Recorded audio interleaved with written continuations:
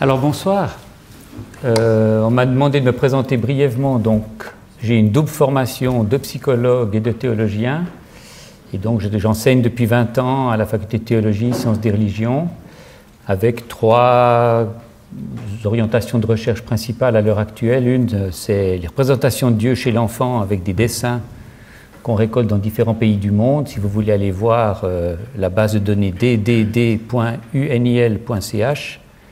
vous pouvez voir des dessins du monde. Il y a 6000 dessins de plusieurs pays dans le monde qui sont en open access. Et puis une autre orientation qui est plus liée à la pratique de l'aumônerie dans les hôpitaux et les EMS. Et là, c'est la transformation du rôle des aumôniers qui m'intéresse. Et puis, on a aussi un travail de recherche maintenant sur l'accompagnement spirituel des personnes âgées à domicile qui bénéficient de soins. Un projet qui commence. Voilà, ça vous donne un peu une idée de là où je me promène. Et puis bon, ça fait un certain nombre d'années que je réfléchis à la question de la conversion, parce qu'en psychologie de la religion, ça a été une des thématiques qui, dès les débuts, a intéressé les psychologues de la religion. Et je vais vous montrer un peu comment on a travaillé cette question, et puis aussi, bien évidemment en lien avec le thème, comment la conversion peut être pensée en termes de prise de décision. Alors, une première considération méthodologique, vous ne pouvez pas travailler très facilement de manière expérimentale sur la conversion. Vous ne pouvez pas dire on va faire 2 groupes, répartir les gens au hasard, et puis prescrire à certains de se convertir et puis à d'autres pas, ou bien faire des choses pour que certains se convertissent puis d'autres pas. Enfin, c'est assez difficile éthiquement d'envisager de procéder de cette manière. Donc au fond, comme vous vous intéressez à une thématique de cette sorte, vous êtes d'une certaine manière condamné au récit après coup, c'est-à-dire au fond à l'interprétation a posteriori d'une expérience faite par quelqu'un qui l'a décrit comme une conversion. Alors, bon, on peut aussi, et j'ai un doctorant, Claude-Alexandre Fournier, qui s'était intéressé à l'entrée de personnes dans des monastères. Il avait interviewé 16 religieux et religieuses entrés dans des monastères bénédictins ou cisterciens. Et là, on n'était pas allé franco comme ça en demandant est-ce que vous avez vécu une conversion, mais on avait demandé à la personne de raconter les changements importants dans sa vie. Et puis ensuite, à partir de ce récit, on avait demandé aux personnes si parmi ces récits de changements, certains concernaient une expérience religieuse, et puis ensuite, si, suivant comment certaines étaient qualifiées, est-ce que parmi ces expériences-là, certaines seraient décrites par la personne comme des conversions, et puis ensuite, si certaines de ces expériences étaient décrites comme des vocations, et puis ensuite, vous pouvez faire des analyses et puis décider que même si la personne n'a pas utilisé le terme conversion, vous décririez tel ou tel moment comme une conversion parce que c'est votre cadre théorique qui vous le permet, ou bien vous pourriez décider que la personne a parlé de conversion. On avait par exemple une personne qui nous disait « je me convertis chaque jour ». Bon, alors vous pouvez décider que c'est une certaine interprétation de la conversion, comme on va le voir d'ailleurs, mais que ce n'est pas celle que vous théorisez comme la conversion avec vos propres catégories. Donc voilà, on est dépendant de données qui sont fournies par une personne pour essayer de décrire un concept qui, dans la culture occidentale, s'origine, si vous voulez, autour de la racine conversio en latin, qui elle-même est utilisée pour traduire ou pour rendre compte de 2 processus qui sont assez différents et qui sont captés par 2 concepts grecs. L'un, épistrophé, qui veut dire changer d'orientation, qui peut vouloir dire par exemple qu'on se retourne, qu'on allait dans une direction et puis on se retourne, hein, et qui a un équivalent en hébreu dans la racine chouv. Mais voyez, vous pouvez, chouv en hébreu, vous pouvez l'utiliser pour décrire ce qui s'est passé il n'y a pas si longtemps dans l'année, c'est-à-dire le retour c'est la fin des récoltes et puis c'est le retour de l'année. hein, parce que la saison bascule sur l'automne, et puis ça va être l'hiver. Donc chaque année, si vous voulez, il y a une conversion comme ça. Hein, bon.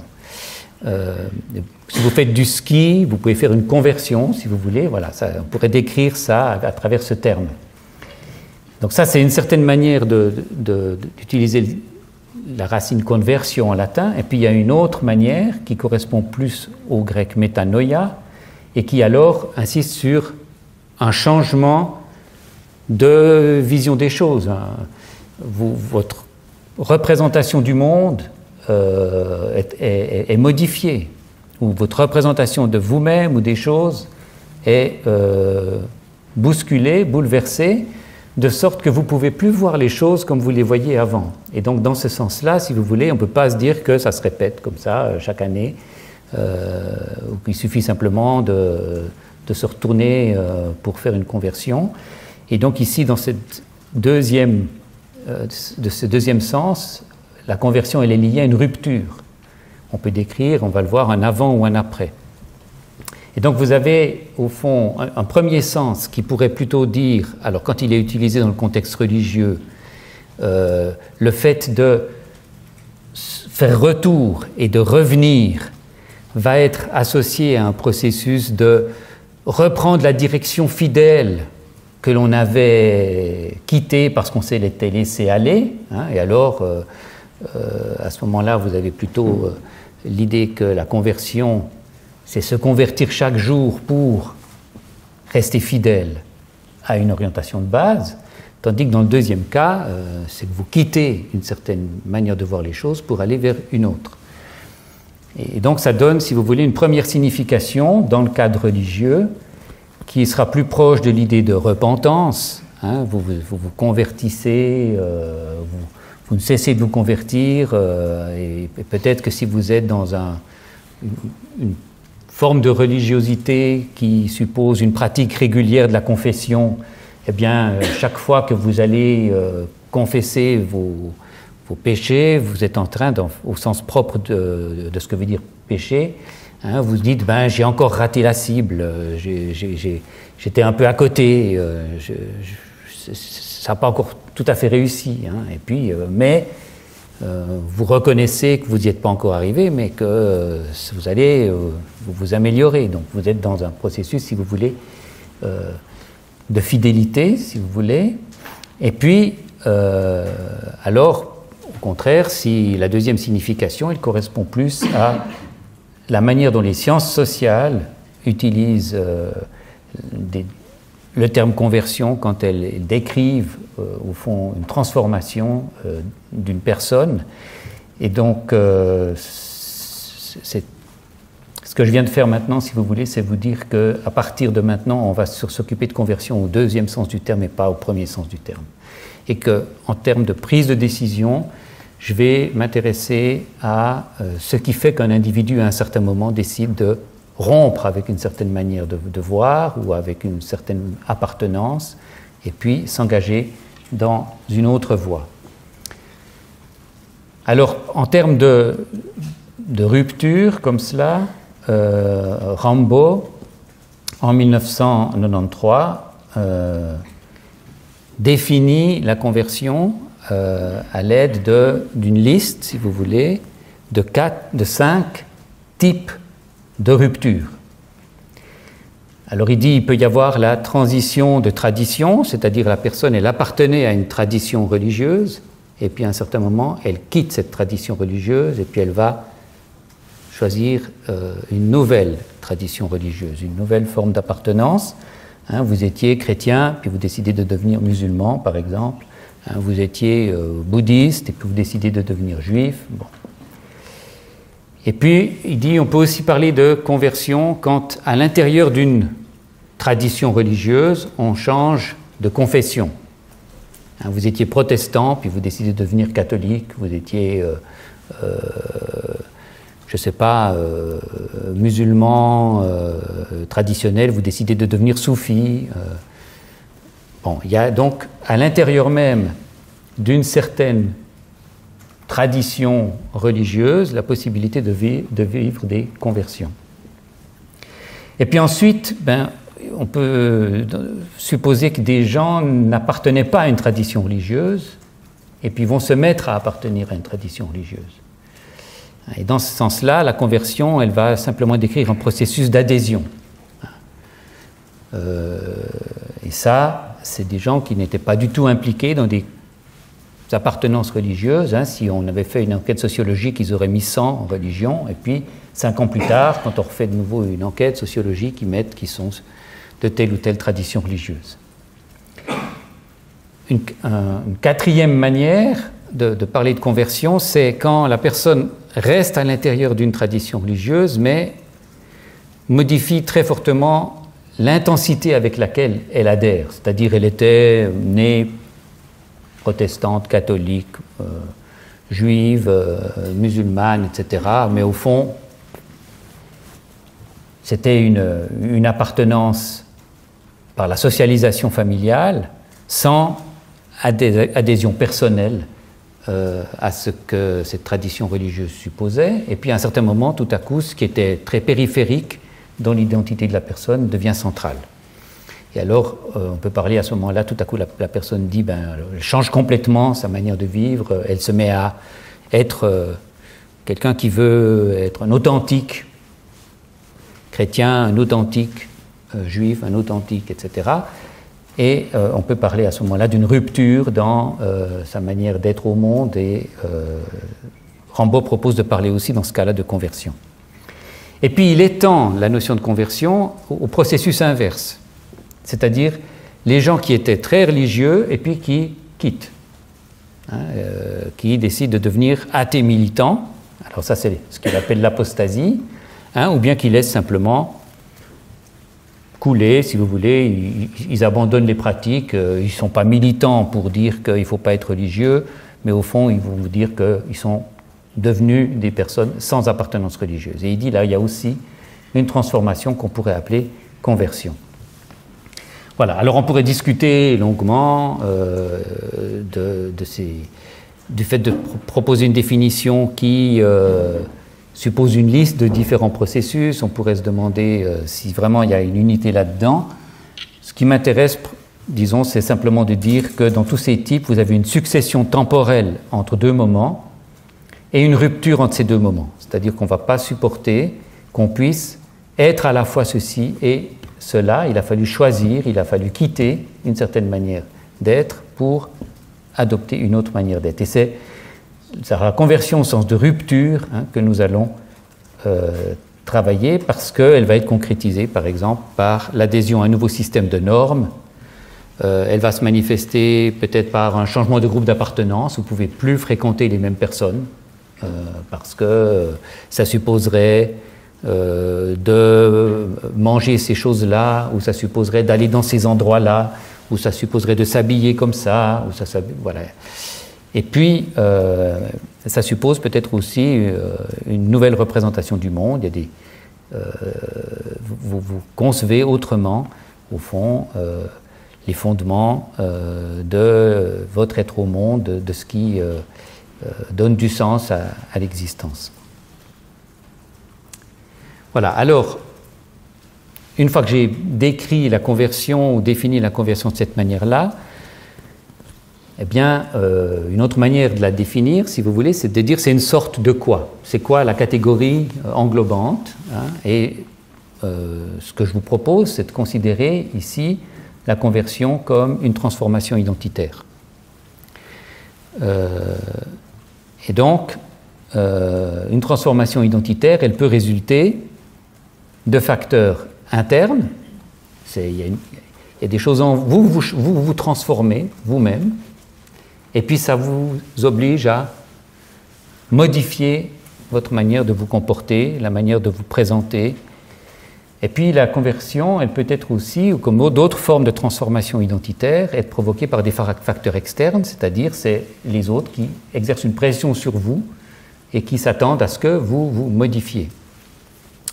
Et on va essayer de comprendre quels sont ces facteurs, et c'est ici, si vous voulez, que se joue la question que je posais dans mon titre: qui a l'initiative? Est-ce que l'initiative vient de l'individu? Est-ce qu'elle vient de son environnement?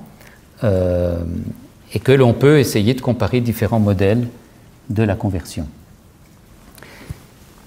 Alors, la conversion n'est pas le seul type de processus qui mène à une transformation identitaire. Vous êtes ici, pour la plupart d'entre vous, dans des programmes d'études. Ces programmes d'études vont vous transformer dans votre identité, si tout va bien, au moment où vous aurez réussi vos examens. Et à ce moment-là, vous ne serez plus un étudiant en, mais vous serez un diplômé en, et ça va être irréversible. Ça va faire une rupture dans votre vie. Il y a des choses que vous faisiez, que vous ne ferez plus, vous ne vous lèverez plus forcément à la même heure, vous ne serez plus obligé de vous asseoir et d'écouter des gens à 5h30 le soir, mais vous pourrez aller faire d'autres choses auxquelles vous n'avez pas accès maintenant. Donc il y a des processus de maturation. Les processus éducatifs sont des processus de maturation qui souvent ponctuent les transformations identitaires par des étapes et des formes de ritualité. Les examens ou le décerner des diplômes, c'est des formes de ritualité. Vous avez, on vient de voter, on a élu des gens. Eh bien, il y a des gens qui ne s'attendaient pas à siéger au Conseil national qui vont y siéger, puis d'autres qui ne s'attendaient pas à ne plus y siéger et qui ne vont plus y siéger. Et ça, c'est parce qu'on les a élus, ou qu'on les a, d'une certaine manière, dégradés par rapport au statut qu'ils avaient. Et ça se fait socialement. Alors là, c'était à travers une forme ritualisée, mais vous avez d'autres formes étudiées par les sociologues sur la manière de élever le statut de quelqu'un ou au contraire de le dégrader. Si vous commencez à attribuer des quolibets et étiqueter les gens à travers un certain nombre de termes péjoratifs, vous allez peu à peu les marginaliser. Ou bien, au contraire, vous allez peu à peu transformer l'identité de quelqu'un en quelqu'un d'exceptionnel, d'extraordinaire, et vous allez le faire sortir du lot. Donc ça, c'est des processus, si vous voulez, où les facteurs sont plutôt externes et s'appliquent sur la personne et transforment son identité. Et puis vous avez d'autres types de processus, comme effectivement la personne qui a l'impression qu'elle se transforme à l'intérieur d'elle-même, ou qu'elle prend conscience qu'elle n'est pas exactement comme les autres la voient, et puis qu'à un certain moment va faire son coming out, ou vont faire... et puis dans ce cas-là, si vous voulez, il peut y avoir l'exemple de la conversion. Quelqu'un qui à un certain moment dit, en fait, voilà, je suis devenu ceci ou cela, et puis vous raconte sa nouvelle identité religieuse. Alors, pour moi, c'est important, parce qu'on va parler de conversion comme transformation identitaire, mais c'est important que vous gardiez en tête que c'est qu'une manière de transformer son identité et que, au fond, c'est une manière qui peut être privilégiée dans certains cas et dans certains contextes culturels, on va le voir plus tard, mais qu'il y a d'autres types de transformations identitaires. Et des transformations identitaires qui peuvent mobiliser toute une série de ressources. Alors je vous ai mis ici une liste d'axes ou de dimensions qui caractérisent une forme de religiosité. Par exemple, les théories de l'attachement.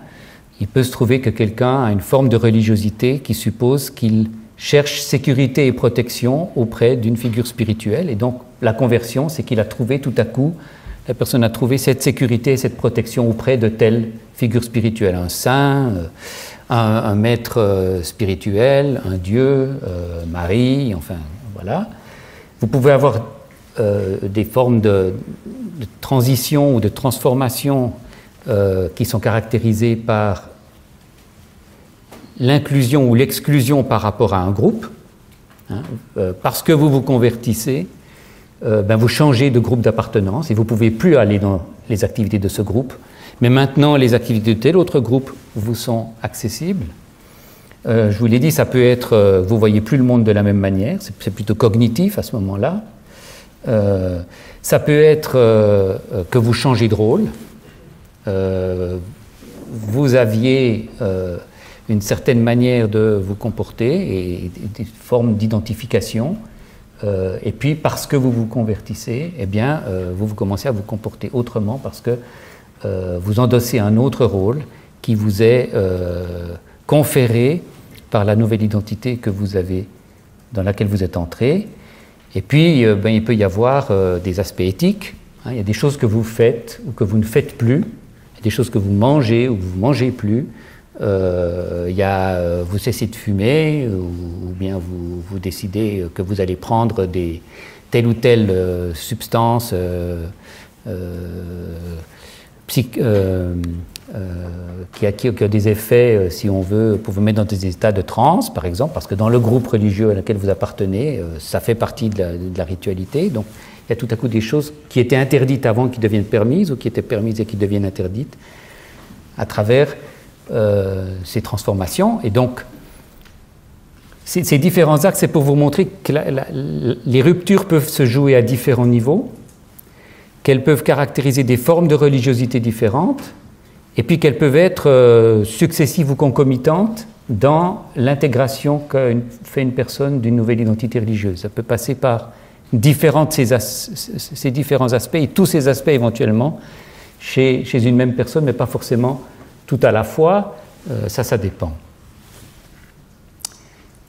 Voilà, alors, une fois qu'on a dit ça, j'ai parlé de facteurs externes, facteurs internes. Eh bien, une manière de modéliser la conversion, c'est de la penser en termes de transactions. Donc, de négociation entre un converti, quelqu'un qui s'est converti, et le groupe de convertis ou le contexte social. C'est-à-dire que la personne dit qu'elle s'est convertie à telle ou telle identité religieuse, mais il faut encore qu'elle réussisse à le faire entendre par les gens à qui elle l'affirme. Hein, par exemple, admettons que vous estimez que maintenant vous êtes devenu un membre de cette communauté religieuse, et donc puisque vous êtes un membre de cette communauté religieuse, vous avez le droit, même le devoir éventuellement, de faire un certain nombre de choses, d'aller dans certains endroits, dans certains rôles, dans la vie collective et communautaire de ce groupe. Mais si les autres considèrent que vous n'êtes pas vraiment converti, ben vous pouvez toujours prétendre que ça ne va pas marcher. J'ai une collègue de Montpellier qui a fait Anne Page, qui a fait des recherches dans les church books de communautés d'Angleterre au XVIIe, XVIIIe siècle, au moment où il y avait un certain nombre de communautés religieuses comme ça, qui se détachaient de l'anglicanisme, parce qu'ils voulaient être des purs, si vous voulez. Alors ça donnait des formes de petits groupes qui chacun avait leur propre autorité, si vous voulez, pour décider qui était un vrai chrétien et qui n'était pas un vrai chrétien. Et alors, pour pouvoir faire partie d'un groupe comme ceci, d'une communauté de ce type, vous deviez passer devant le Conseil des Anciens, à qui vous deviez raconter votre conversion. Ils voulaient voir si vous étiez vraiment converti. Et alors, ces livres, ces church books, qui contiennent entre autres les minutes les procès-verbaux des activités de ces conseils des anciens, et donc les récits de conversion de certaines personnes, et puis la décision prise. On a accepté la personne ou on ne l'a pas acceptée, et les motifs pour ne pas l'accepter au cas où. Et vous voyez qu'il y a, dans un certain nombre de cas, des gens qui viennent raconter leur conversion, et puis on dit non, c'est trop schématique. La personne, elle a juste écouté le récit de conversion de quelqu'un d'autre, et puis elle l'a répété pour nous faire croire qu'elle s'est convertie, mais on n'a rien senti d'authentique. Bon, donc, ça veut dire que vous ne pouvez pas juste raconter le récit type, il faut le raconter, mais il faut montrer aussi qu'il y a des choses un peu personnelles qui étaient inattendues et qui font l'originalité de votre conversion. Mais il y a d'autres gens qui on a dit non parce que c'était trop abracadabrant. C'était trop bizarre, c'était trop exagéré. La personne a tellement voulu nous faire croire qu'elle s'était convertie qu'elle en a rajouté, donc ça prouve que ce n'était pas vraiment authentique. Donc il faut que ça soit pas complètement stéréotypé, mais quand même pas trop original. Donc c'est un exercice extrêmement difficile de réussir à convaincre les autres que vous êtes bien devenu quelqu'un d'autre et qu'il serait bien avisé de changer d'avis sur vous. Hein. Vous pouvez penser, je ne sais pas moi, tout à coup l'ado qui dit « Ah ben moi je suis devenu bouddhiste hein, », ou bien « Ah ben moi je suis devenu musulman », ou bien, et puis qui commence à se comporter autrement, puis la famille qui dit « Ouais, raconte toujours tes histoires, tu es toujours quand même en train de penser les mêmes choses, et puis tu te mets toujours en colère comme d'habitude, et puis de toute façon tu n'as pas changé hein, ». Et alors vous êtes obligé d'entrer dans une négociation pour dire « Mais si hein ». Comme quand l'ado veut faire comprendre à ses parents qu'il n'est plus un enfant mais qu'il est devenu un adulte, hein, et il doit essayer de prouver qu'il est plus comme avant. Donc ça suppose, si vous voulez, une négociation. J'ai cité ici une thèse récemment défendue dans notre faculté par Sarah Azopardi-Ljubovatic, qui s'est intéressée aux Marahan, donc les Juifs qui se sont convertis au catholicisme. Alors il y a eu des Juifs convertis au catholicisme en Italie, il y en a eu en Espagne, il y en a eu à Malte, et elle a comparé au fond la manière dont ils étaient traités à Malte et puis en Espagne. Mais on voit bien dans ce cas-là, au fond, comment la personne s'est transformée au contact d'un environnement majoritaire qui était catholique, hein. Et puis il reste une suspicion de l'environnement pour dire mais est-ce qu'elle s'est vraiment changée ou bien est-ce qu'en cachette elle ne continue pas de pratiquer son judaïsme hein. Et puis on cherche des traces hein, pour vérifier que est-ce que l'Inquisition de ce point de vue-là elle était beaucoup plus sévère en Espagne qu'à Malte. Et donc ici on voit combien la transformation identitaire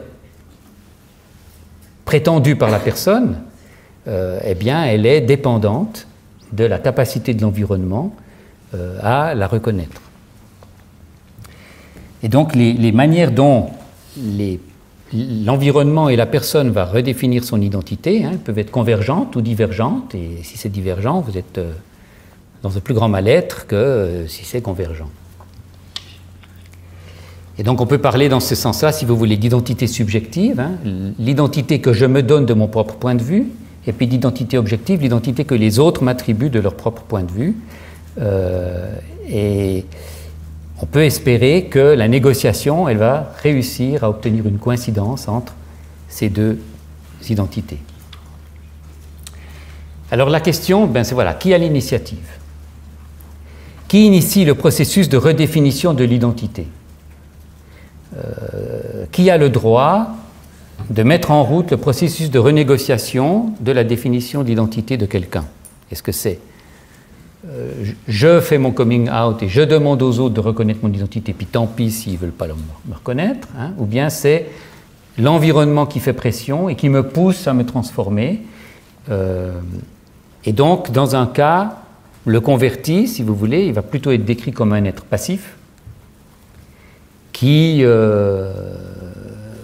finalement a répondu à la pression, ou bien plutôt comme quelqu'un d'actif, quelqu'un qui s'est distingué dans un environnement qui ne le poussait pas du tout à le faire. Et donc ça va nous amener à nous intéresser à la dimension de la passivité ou de l'activité lors d'une conversion, en termes de est-ce que ce qui a mu la personne vient de l'intérieur ou bien vient de l'extérieur. On pourrait travailler sur cette opposition en termes d'hétéronomie ou d'autonomie. Hein. Hétéronomie, c'est-à-dire que je suis conduit par quelqu'un de l'extérieur, je dépends au fond de la décision de quelqu'un d'autre, ou bien d'autonomie. En fait, c'est moi qui me libère de quelque chose qui m'entravait et qui prend ma véritable stature. Les psychologues, ils utilisent aussi le locus of control, le lieu de contrôle. Est-ce que j'ai l'impression que je suis contrôlé par quelque chose qui est à l'intérieur de moi, hein, et ça ne dépend que de moi, ou bien je suis contrôlé par une instance externe, par exemple un Dieu, qui m'a fait me transformer. Alors Richardson a développé deux paradigmes pour comparer des types de conversion, justement. Et puis Hetzog, qui a repris les travaux de Richardson en 2006, a proposé un troisième type. Alors je vais vous montrer ces trois types. Donc il y aurait un paradigme passif, et l'exemple, c'est l'exemple de la conversion de l'apôtre Paul, que je vais vous développer un peu dans un instant, où on suppose un individu qui est passif, qui, au fond, est relativement statique. Il a rien fait pour se préparer à la conversion, et puis tout à coup, ça lui arrive. C'est radical, ça se passe une fois pour tout. Et au fond, dans ce cas-là, Richardson dit la personne, elle a cru à quelque chose qui lui était dit sur elle-même, et elle a adhéré à une nouvelle identité, et puis elle se met ensuite à se comporter de manière conforme. Et Richardson s'intéresse à la description de ce type de conversion parce qu'au moment où il fait ses travaux, il observe toute une série de nouveaux mouvements religieux, comme par exemple Hare Krishna, ou il y a un groupe qui s'appelait The Children of God, ou bien un autre groupe qui était sous le leadership de Moon, des gens qui adhéraient à des nouvelles formes de religiosité. Et puis, là, il a l'impression que quand on regarde le parcours des personnes qui entrent dans ces mouvements, c'est pas que tout à coup ils se mettent à adhérer au discours de ces personnes, mais on observe bien plus toute une recherche active de ces personnes pour apprendre à se comporter comme le groupe le prétend, jusqu'à pouvoir enfin être admis dans le groupe. Et donc il y aurait un aspect beaucoup plus actif, volontaire, si vous voulez. L'initiative, elle est vraiment du côté du converti. La personne est consciente de ce qu'elle fait, c'est pour ça qu'il dit ici que c'est plus rationnel qu'émotionnel. Et puis on peut vraiment voir la trajectoire qui prépare la conversion, avec l'idée que l'adhésion en termes de croyance, si vous voulez, elle est consécutive au fait de se comporter de manière conforme plutôt que le contraire. Et puis Hetzog, alors, 20 ans plus tard, analysant des récits de conversion contemporains du moment où elle écrit, dit mais il y a une dimension narrative qui est extrêmement importante aussi dans la conversion. Moi je vois des récits, c'est des gens qui appartiennent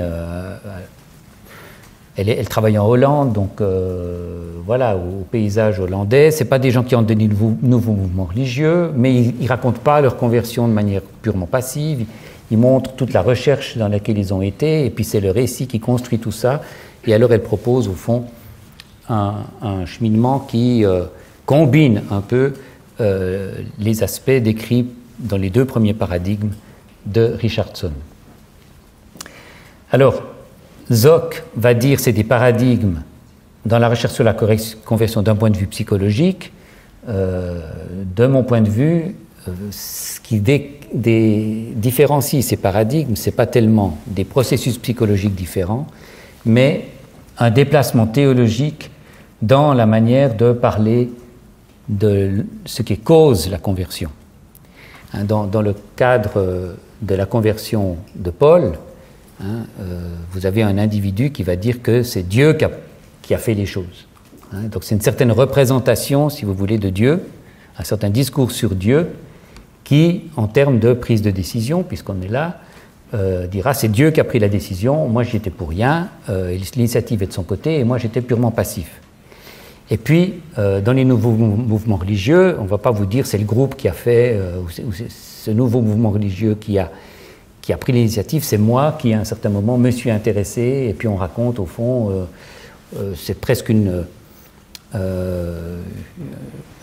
carrière honorifique, si vous voulez, qui montre comment on a atteint un certain statut grâce à ses mérites et à sa persévérance et à sa capacité de passer un certain nombre d'épreuves. Mais ça, si vous voulez, on pourrait le décrire comme une certaine représentation du rapport au surnaturel, ou au spirituel, ou au divin, Et c'est ça qui fait la différence. Et ça ne nous dit pas encore grand-chose sur qu'est-ce qui s'est passé d'un point de vue psychologique. C'est-à-dire que ces descriptions, elles décrivent des discours, mais elles ne nous donnent pas beaucoup d'informations, d'observations sur qu'est-ce qui s'est vraiment passé psychologiquement chez les individus. Et c'est pour ça on peut reconnaître, si vous voulez, dans ces paradigmes, une prise de décision du côté de l'instance externe dans le premier paradigme, le paradigme passif, et puis en termes de prise de décision du point de vue de l'individu, elle ne se cantonne, si vous voulez, à répondre positivement à une sollicitation. On a fait la cour au converti jusqu'au moment où il dit oui, et puis il ouvre son cœur à qui prétend vouloir le posséder. Dans le paradigme actif, c'est plutôt la prise de décision d'entrer dans un processus de transformation, et là on est dans quelque chose de beaucoup plus actif. Et puis je dirais dans le troisième paradigme, les rôles sont plus répartis. Alors, la conversion de Paul. Vous voyez qui est l'apôtre Paul, disons dans la tradition chrétienne. C'est un homme qui, quelques années après la mort du Christ, est présenté et se présente lui-même dans des écrits en première main, des lettres qu'il a écrites. C'est un homme qui persécute les adeptes de Jésus, et on le voit effectivement qui a cherché des lettres de recommandation au temple de Jérusalem pour aller arrêter des gens à Damas. Et puis on raconte que sur le chemin de Damas, à un certain moment, il est ébloui et les compagnons qui sont avec lui sont éblouis par une lumière qui les aveugle, et il entend une voix qui lui dit « Saul, Saul, pourquoi me persécutes-tu » Et il dit « Qui es-tu » Et il dit « C'est moi, Jésus, que tu persécutes, etc. » Et à partir de là, le récit va décrire quelqu'un qui, au fond, du jour au lendemain, disons dans la seconde, a basculé du persécuteur très hostile au disciple qui va suivre Jésus. Et alors, si on veut, ce modèle de renégociation de l'identité, tel qu'il est construit, la manière dont si vous lisez la manière dont ça se passe, vous trouverez à aucun moment une quelconque initiative de la part de Paul pour devenir chrétien. Il n'y a aucun moment où il dit « Ah ben, j'ai fait des efforts pour pouvoir enfin devenir un membre de l'Église chrétienne. » Et ça, il ne peut pas le faire, parce que s'il est un persécuteur, on va dire « Ah, c'est parce que tu veux infiltrer le groupe, et puis ensuite tu sauras encore mieux comment il faut... » Donc il est obligé de raconter, si on veut, qu'il n'y est pour rien, que c'est le Dieu de ces gens-là, qui est aussi son Dieu à lui d'ailleurs, qui a tout décidé, et puis lui, il n'a que pu suivre. Et donc, si on veut, il va occulter complètement tout ce qui pourrait montrer une action de sa part. Mais, si on essaie de replacer la conversion dans un temps plus long, et pas seulement de décrire comment aurait pu se passer un basculement à un certain moment, alors on peut peut-être récupérer des informations sur un processus, et donc dans ce processus, une part active du sujet. Alors, cette manière de replacer les choses du point de vue du temps et de la temporalité, on peut le faire, par exemple, dans le cadre de récits de conversion qui étaient collectionnés au début du XXe siècle dans des communautés chrétiennes d'Amérique du Nord. Parce que, ce qu'il faut comprendre, c'est que sur la base de ce récit de la conversion de Paul, il va y avoir toute une tradition dans le christianisme pour raconter la conversion à la manière de Paul. C'est-à-dire, celui qui devient chrétien, il raconte qu'il s'est converti, et puis il va raconter qu'il est pour rien, que c'est Dieu qui s'est manifesté à lui, et puis qu'il a pu que répondre. Et donc, ça vous donne, au fond, des communautés chrétiennes à caractère évangélique piétiste, dans la mouvance de ce qu'on peut appeler un réveil, un revivalisme en Amérique du Nord au XIXe et début du XXe siècle, qui associe le fait d'être un authentique chrétien au fait de pouvoir raconter sa conversion, c'est-à-dire de pouvoir dire le moment du basculement. Donc si vous êtes un vrai chrétien, vous devez pouvoir dire le jour et même l'heure, éventuellement la minute à laquelle vous vous êtes converti. Et comme ça permet de décrire une conversion soudaine. Et puis éventuellement, on peut parler de conversion progressive. Ça, c'est une discussion que les premiers psychologues qui s'intéressent à la conversion vont avoir. Alors, cette question d'être actif ou être passif, elle n'est pas réservée en psychologie à l'étude de la conversion, mais on la trouve aussi dans le domaine de la psychologie de la créativité. Et je vais juste vous montrer là, brièvement, au fond, comment la psychologie de la créativité pense le processus créatif et donc, suivant le modèle que vous avez, va réinstaurer une dimension active, une part de prise de décision, si vous voulez, de la part du chercheur, ou bien au contraire, va le rendre complètement passif. Alors, je vous ai raconté comment était l'exemple de la conversion de Paul. Je vous mets juste ici un extrait d'un tract distribué par une communauté baptiste en France en 1999, qui décrit l'histoire de Chantal, qui dit « Un soir, je rentrais dans ma chambre en cité universitaire et l'angoisse, ma compagne habituelle, était là, plus présente que jamais. J'étais au bout du chemin, il y avait une décision à prendre, prise de décision. Assise sur mon lit, je murmurais « Ou bien Dieu, tu existes et cette histoire de la Bible est vraie, alors aide-moi et révèle-toi à moi et change ma vie, ou bien tu n'existes pas, alors la vie est absurde et je la refuse. » Je songeais alors à la pendaison, comme le moyen le plus sûr d'en finir. C'est alors que pour atténuer l'intense souffrance de ce moment, j'ai allumé la radio et j'ai entendu une chanson de Sheila. Alors peut-être que Sheila, ça dit plus grand-chose pour un certain nombre d'entre vous. Enfin, c'est une chanteuse, voilà. Dont voici les paroles. « Écoute ce disque et il te dira, non, ne sois pas triste, je suis près de toi. Dis-toi que ta peine ne durera pas. À travers les chagrins rencontrés aujourd'hui, il se trouve un chemin où le ciel s'éclaircit. » Bon. Mon histoire n'est peut-être pas théologique, raconte Chantal, mais d'une manière extraordinaire, là dans ma chambre, Dieu s'est servi de cette chanson pour me parler et j'ai su qu'il était là. Donc, vous voyez, si vous regardez ça de l'extérieur, vous ne pouvez pas dire la personne s'est convertie. Il faut que la personne vous raconte qu'elle fait une expérience de conversion, parce que de l'extérieur, vous dites, tiens, la personne elle a failli se pendre, puis tout à coup, elle a l'air en pleine forme. Conclusion, les chansons de Sheila font du bien. Et bien la personne vous dit non, c'est chanson de Sheila. Ça, c'était un moyen par lequel Dieu m'a transformé.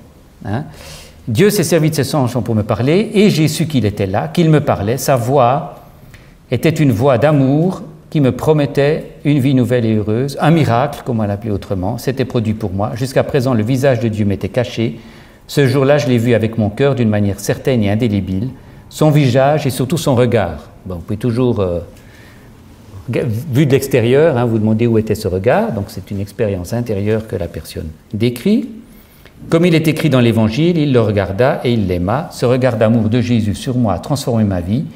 Depuis 25 ans, ce visage et ce regard me deviennent de plus en plus familiers, continuent à me transformer et multiplient ma joie de vivre. Donc vous avez ici quelqu'un qui vous raconte qu'effectivement, il y a 25 ans, il y a un événement qui a changé sa vie, et vous pourriez faire la comparaison avec la conversion de Paul, et il y a plein de parallèles qui montrent qu'on est dans un schéma qui dit rupture par rapport au passé, événement instantané, événement unique, c'était une fois il y a 25 ans, événement inattendu, imprédictible, elle n'a pas dit je suis entré dans ma chambre pour me convertir, et puis rôle passif du converti, voilà. Bon. Et puis donc je vous ai dit, on pourrait l'appliquer aussi au cas de Paul. Je vais passer. Alors, en psychologie de la créativité, vous avez aussi des récits. de prise de conscience soudaine, hein, qui fonctionne de la même manière. Et vous pouvez penser à l'exemple du cri d'Archimède. Hein. Archimède, le roi lui demande si la couronne que les bijoutiers lui ont fabriquée, elle est d'or pur ou pas. Et puis, comment faire, hein, pour savoir? Il faudrait fondre la couronne, faire un petit cube, mesurer son volume. Grâce au poids spécifique, on pourrait savoir si c'est de l'or pur ou pas. Mais on aurait perdu la couronne. Alors on la donne au joaillier pour qu'il la refasse. Mais entre-temps, ils ont peut-être mêlé avec autre chose, donc c'est sans fin cette histoire. Et puis, on vous raconte que, alors qu'il prenait son bain, tout à coup, voyant qu'en plongeant son corps dans l'eau, l'eau montait, il se serait crié « J'ai trouvé, Eureka !» hein, et qu'il serait parti tout nu dans la rue en criant « Eureka, Eureka, j'ai trouvé !» hein. Et donc, si vous voulez, ici, vous avez aussi une prise de conscience soudaine que la psychologie de la Gestalt a interprétée en termes d'intuition. Et puis, théorie qui va être reprise ensuite par Henri Poincaré quand il raconte ses découvertes mathématiques. Hein, il raconte comment il a des intuitions soudaines, comme ça, qui ne supposent pas de prise de décision, si vous voulez. Vous n'avez pas décidé de découvrir la chose à ce moment. Hein, ça vous vient. Alors, dans la Grèce antique, on va vous dire que c'est la muse qui vous a inspiré. La seule prise de décision dans ce cadre-là, si vous voulez, c'est la reconnaissance de la justesse de la solution. Vous décidez que c'était la bonne décision, ou la bonne solution.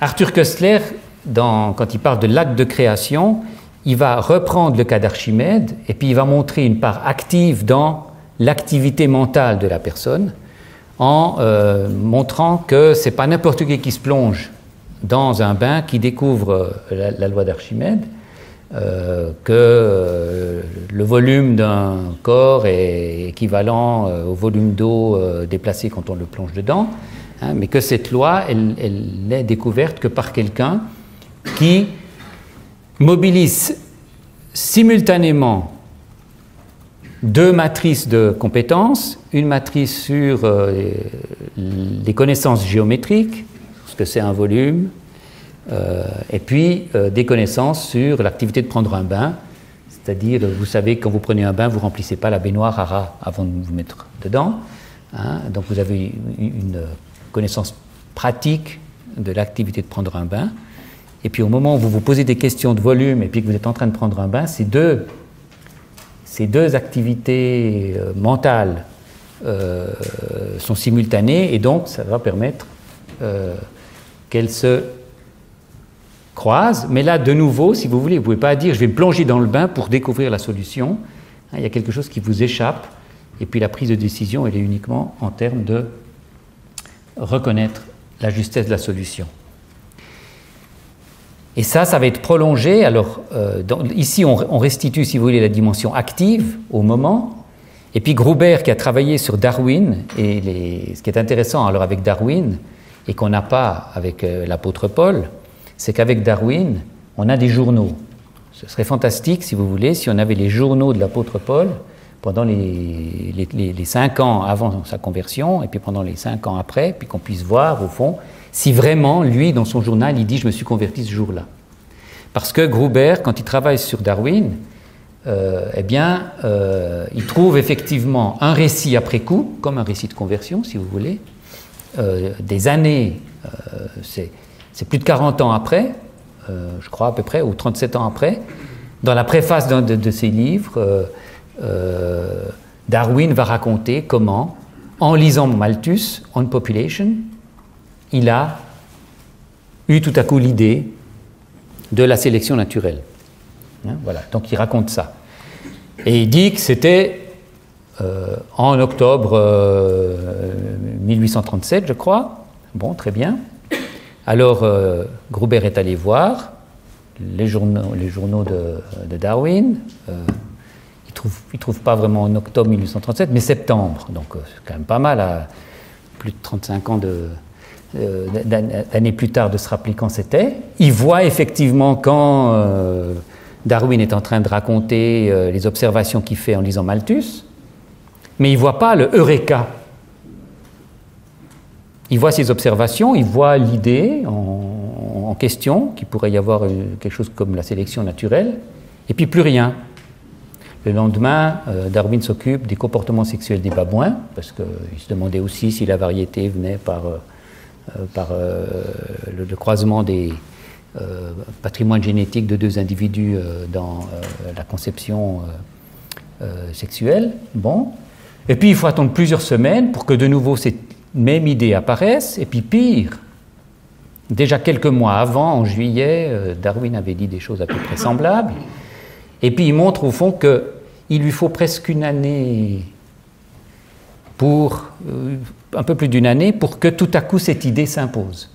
Qu'il l'a eu plusieurs fois, il a eu plusieurs intuitions successives, si vous voulez. Ça n'a pas fait un flash avant, effectivement, un certain temps, et que tout le travail, c'était un processus extrêmement actif de sélection des bonnes idées par rapport aux mauvaises, de les hiérarchiser jusqu'à ce qu'ils puissent arriver à sa solution. Voilà, et donc, si vous voulez, on pourrait relire la conversion de l'apôtre Paul de cette manière-là, en se disant, mais au fond, l'apôtre Paul, on le trouve déjà un certain nombre d'années avant. Si vous lisez, il est là au moment où on lapide Étienne, et il est décrit comme trop jeune pour pouvoir lapider.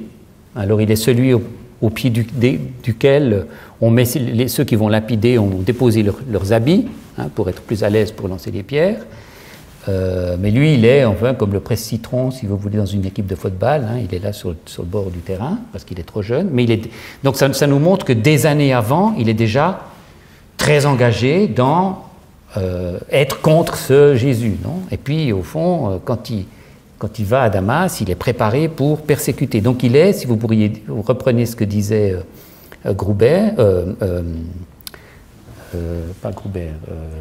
Köstler, il est habité, ce Jésus dont il va devenir le disciple, il est au centre de ses préoccupations, mais de manière négative, si vous voulez. Mais il est en train d'élaborer dessus pour essayer de s'en débarrasser, se débarrasser de cette innovation qui est en train de se faire à l'intérieur du judaïsme. Et donc on peut très bien montrer, au fond, une part extrêmement active, et dans le fait qu'il est devenu chrétien, il y a un processus qui s'est mis en route au niveau de la prise de décision. Il y a de s'occuper de ce problème pour l'éradiquer, si vous voulez. C'est un processus qui s'est pris longtemps en amont du moment où lui-même va basculer. Et donc il a une part extrêmement active et une initiative extrêmement grande là-dedans. Alors je vous ai mis ici ce qu'on avait pour la description commune de la conversion religieuse, et puis ce qui va différencier les différentes choses, les différentes représentations. On a quelque chose de très semblable ici pour les expériences Eureka telles que décrites par la Gestalt, quelque chose d'unique qui apparaît subitement. Avec Köstler, on restitue la part active du sujet.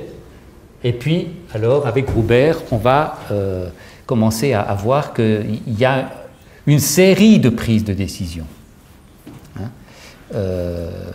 Au fond, c'est cette série dans une temporalité longue qui fait la découverte scientifique, qui fait que la vision du monde de Darwin va changer, et qu'à un certain moment, il ne va plus pouvoir voir les choses autrement que d'une nouvelle manière. Et alors, si on le transpose sur la conversion, on peut se dire, mais alors, est-ce que la conversion ne pourrait pas aussi avoir une part de créativité ? Plutôt que de dire, au fond, c'est tout ou rien, c'est blanc ou noir, mais au fond, est-ce qu'il n'y a pas justement dans la conversion toute cette part de participation, d'engagement de la personne pour trouver une solution, je dirais, au problème de son identité, au problème de sa vie. Alors, on arrive tranquillement au bout. Je vais m'intéresser là, pour terminer, à des aspects motivationnels. Alors, on peut dire, mais alors, pourquoi choisir le chemin de la conversion ? Quel type de problème la personne veut essayer de résoudre ? Quelle prise de décision, c'est-à-dire quelle motivation pour se convertir ? Qui a l'initiative ? Et je peux vous reprendre l'exemple de l'évangélisme revivaliste de la fin du XIXe siècle, début du XXe siècle. Qu'est-ce qu'on fait à cette époque-là ? On pose des questions à des jeunes qui sont au service militaire, et puis dans les questionnaires que les gens doivent répondre, on leur demande quand est-ce qu'ils se sont convertis. Dans beaucoup d'universités nord-américaines à cette époque-là, vous ne deviez pas mettre seulement votre date de naissance, il y avait aussi une rubrique pour mettre sa date de conversion. Je pense que vous n'avez pas fait ça quand vous étiez immatriculé à l'UNIL. Mais donc, ils retrouvent dans les registres de ces universités des dates de naissance et des dates de conversion. Et puis, ils vont dans des conventions de femmes pour la paix, où il y a 3000, 4000 femmes réunies, et puis ils posent des questions sur la date de naissance, etc., et sur la date de la conversion. Et ils arrivent à la conclusion que les personnes se convertissent en moyenne à 16 ans chez les filles et à 17 ans chez les garçons. Bon, alors l'adolescence, moment privilégié pour se convertir. Et puis, ils vont l'expliquer par un processus endogène. C'est la puberté, et puis l'achèvement de la puberté, c'est la maturité morale, et puis c'est la maturité religieuse. Et puis, on oublie complètement, et c'est là que la dimension, disons, de négociation avec l'environnement est importante, on oublie complètement que ce sont des jeunes qui sont nés dans des églises qui ont une certaine conception de l'identité religieuse en termes de s'être converti. Et donc, tant que vous êtes enfant, vous pouvez vivre dans ce groupe religieux sans problème, mais au moment où vous êtes en train de devenir adulte et que vous allez devoir prendre ou non une place d'adulte dans le groupe, vous devez montrer que vous êtes converti. Donc, plus le temps passe, plus la pression, si vous voulez, de dire quand vous vous êtes converti, elle est grande. Et donc, on a ici, si vous voulez, une pression externe. Et si les jeunes, à un certain moment, disent « oui, j'ai décidé de devenir chrétien », enfin, pas de devenir chrétien, mais de suivre Jésus-Christ, de lui donner mon cœur, comme on disait, en général, dans ce type d'expression langagière, c'est parce qu'on risque d'être exclu socialement si on ne le fait pas, et ça risque de créer un mal-être, au fond, si les autres disent « mais est-ce que tu es vraiment des nôtres ou tu n'es pas vraiment des nôtres ?» Donc, en termes de prise de décision, vous avez une transformation identitaire, mais qui répond à une pression sociale. Et l'initiative est du côté de l'environnement social, et vous faites que de dire oui, finalement, à cette pression, pour ne pas être éjecté. On a un tout autre cas dans des études qui sont menées sur la conversion à l'islam de natifs britanniques qui deviennent musulmans. C'est des gens qui sont nés protestants, catholiques, anglicans, etc. Ils ont été socialisés dans cette tradition, et puis en grandissant, ils ont peu à peu, 11 ans, 12 ans, ils ont commencé à plus aller à l'église, et puis ils ont décidé à un certain moment de ne rien décider. Ça, c'est justement ça qui est intéressant, c'est pas qu'ils étaient chrétiens et puis ils sont devenus musulmans, c'est qu'ils étaient chrétiens, à un certain moment ils ont décidé de pas décider s'ils continuaient de l'être, et puis ça c'est ce qu'on pourrait appeler une période de moratoire, et en termes de prise de décision, ça serait de décider de ne pas décider,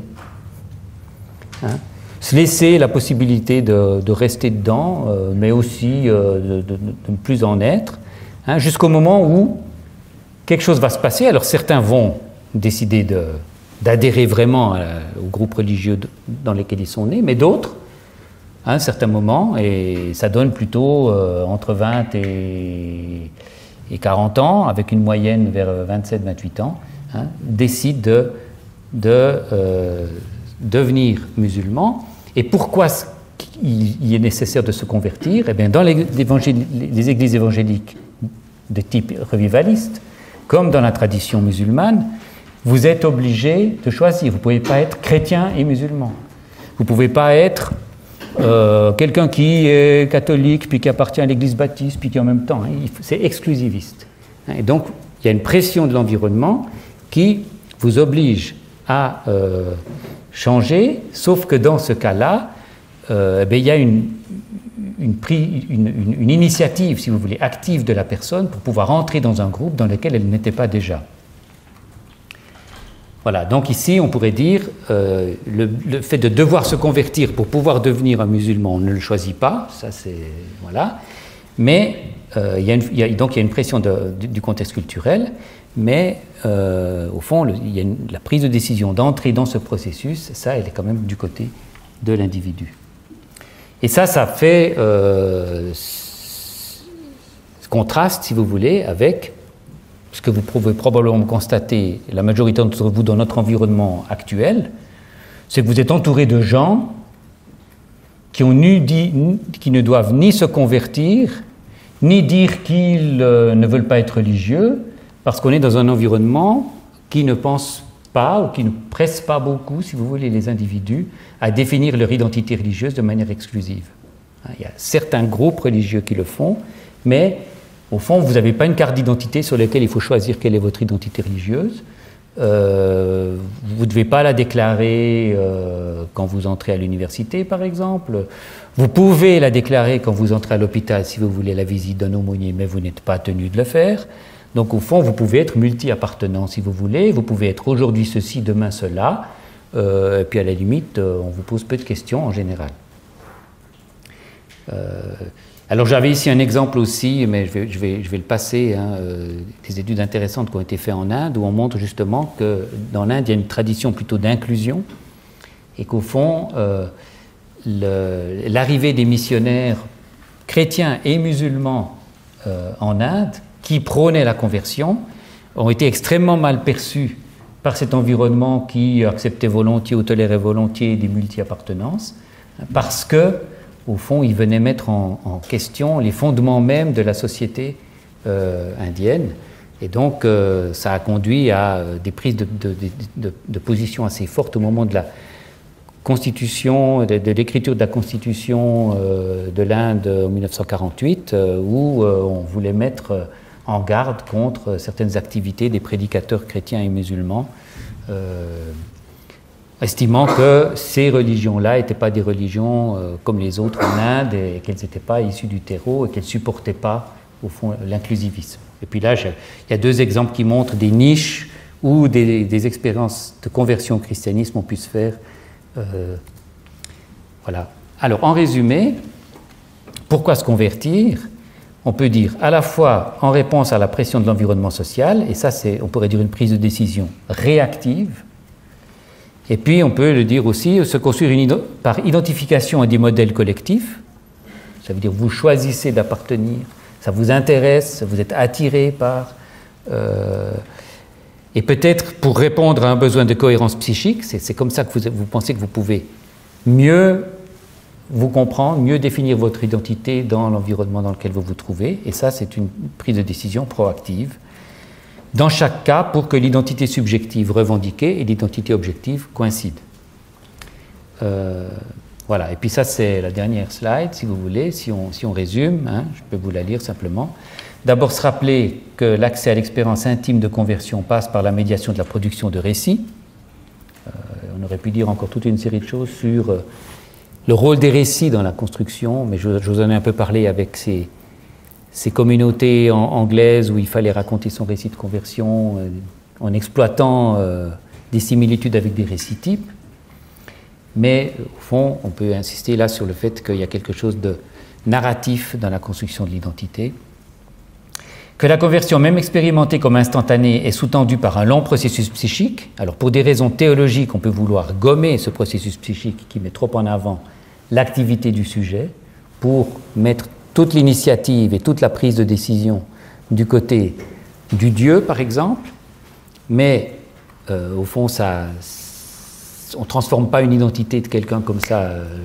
Ça suppose un temps de préparation et ça suppose aussi un temps de digestion. Voilà, ça, pour des raisons théologiques et philosophiques, le rôle actif du converti est plus ou moins occulté, laissé dans l'ombre. Le besoin de réorganiser sa propre identité sur le mode de la conversion dépend de la conception exclusive religieuse ou philosophique de la filiation.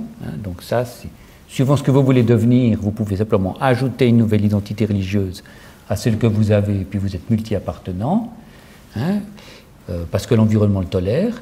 Mais il peut aussi se trouver que même si l'environnement le tolère, vous ne le tolérez pas, et vous demandez dans un environnement tolérant de pouvoir vous convertir. Je pense qu'un pasteur protestant aujourd'hui qui reçoit quelqu'un qui vient lui dire « j'aimerais me convertir au protestantisme », ça va un peu le surprendre. Il dit, si la personne lui dit « j'étais catholique mais je veux devenir protestante », il lui dira enfin, vous êtes chrétienne, vous continuez d'être chrétienne, quel est le problème ?» Mais il se peut que pour la personne, c'est extrêmement important de dire « maintenant j'ai changé ». Bon. Et puis donc la conversion, c'est un construit culturel que le converti peut subir, prise de décision réactive, ou dont il peut se saisir comme une chance, prise de décision proactive pour renégocier son identité. Et pour finir, la conversion comme prise de décision de résorber un écart entre identité subjective et identité objective est sanctionnée par la production d'un récit qui rend compte de la transformation identitaire du converti, et on pourrait dire d'un récit qui est validé à la fois par l'instance externe et par le converti. Je vous remercie de votre attention. Ah, ça c'est en anglais. Bon.